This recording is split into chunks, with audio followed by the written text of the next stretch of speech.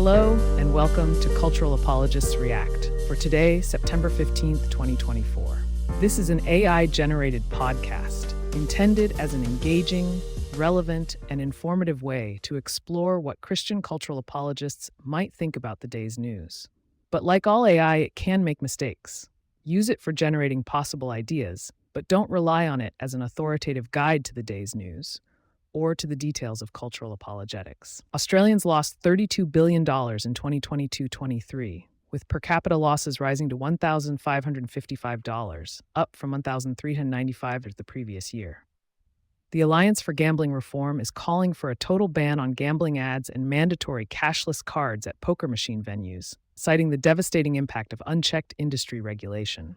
Gaming losses drove the increase, up 19.6% to $23 billion, with Australians in the Australian Capital Territory posting the heaviest per capita losses at $2,763. The Albanese government's proposed partial ad ban has been criticized for being insufficient. Commentary: the unholy trinity of addiction, how the pursuit of profit is capturing our souls.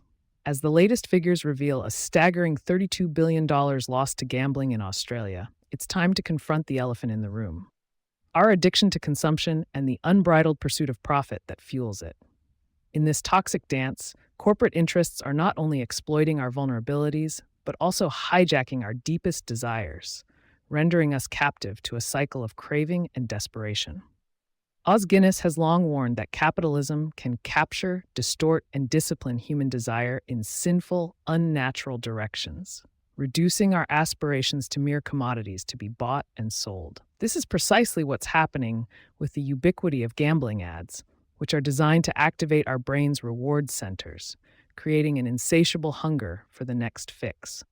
As Guinness notes, this healing or liberating of desire from sin by fostering a way of life that releases desire from its bondage, so that desire may once again flow as it was meant to flow, is precisely what we're missing. The numbers are stark. Australians are now losing an average of $1,555 per capita to gambling each year. This is not merely a financial burden. It's a symptom of a deeper disease, one that erodes our sense of self-worth and dignity. The Australian Capital Territory's residents, with their $2,763 per capita losses, bear the brunt of this addiction. But we'd be naive to think this plague is limited to them alone. The Alliance for Gambling Reform's call for a total ban on gambling ads and mandatory cashless cards is a much-needed intervention in this crisis. Yet, it's only half the battle. We need to challenge the underlying economic system that incentivizes exploitation over human flourishing. As Guinness reminds us, human flourishing is not a byproduct of human consumption. It is a consequence of human obedience to God's purposes for humanity. In other words, our true wealth lies not in our bank accounts, but in our capacity to live lives of purpose and meaning. The Albanese government's proposed partial ad ban is a step in the right direction, but it's a band-aid solution to a much larger wound. We need to rethink our entire economic paradigm, one that prioritizes human dignity over profit margins. The pursuit of happiness shouldn't be reduced to mere consumerism.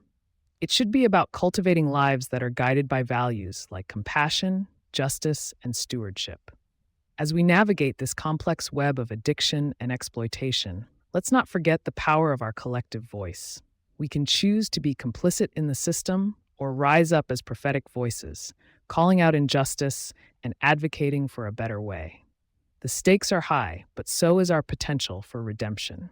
Will we continue down the path of consumption and addiction, or will we opt for a more courageous and visionary approach? The choice is ours. Thank you for listening to today's episode of Cultural Apologists React. Be sure to come back tomorrow for a new take on the day's news from the standpoint of Christian cultural apologetics.